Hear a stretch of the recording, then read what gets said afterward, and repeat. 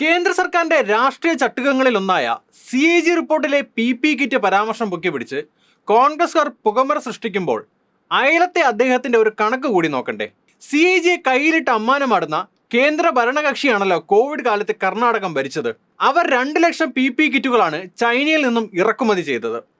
ഇവിടുത്തെ CAGയുടെ ഏട്ടൻ ബാവയോ അനിയൻ ബാവയോ അവിടെയും ഓഡിറ്റ് നടത്തി കാണുമല്ലോ.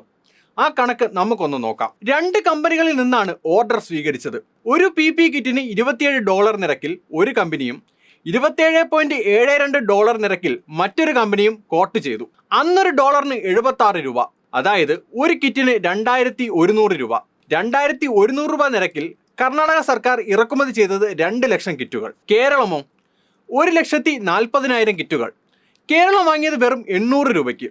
അത് തികയാതെ വന്നപ്പോൾ 1,550 രൂപ നിരക്കിൽ 30,000 കിറ്റുകൾ കൂടി വാങ്ങി. കർണാടകം 2 ലക്ഷം കിറ്റിന് 42 കോടി രൂപ ചെലവഴിച്ചപ്പോൾ കേരളം 1,70,000 കിറ്റിന് ചെലവഴിച്ചത് 15,85 ലക്ഷം.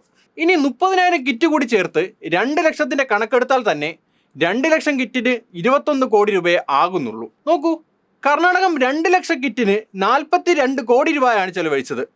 കേരളത്തിന്റെ ഇരട്ടി തുകയാണ് കർണാടകം ചെലവഴിച്ചതെന്ന ലളിതമായ കണക്ക്. ഈ കണക്ക് CAG ഏമാന്മാർക്ക് ബോധ്യപ്പെടാത്തത് അവിടെ അന്ന് ഭരിച്ചത് BJPയും ഇവിടെ അന്നും ഇന്നും ഇടതുപക്ഷം ആയതല്ലാതെ മറ്റെന്താണ് കാര്യം. CAGയുടെയും BJPയുടെയും കാര്യം വിട്ടുകള.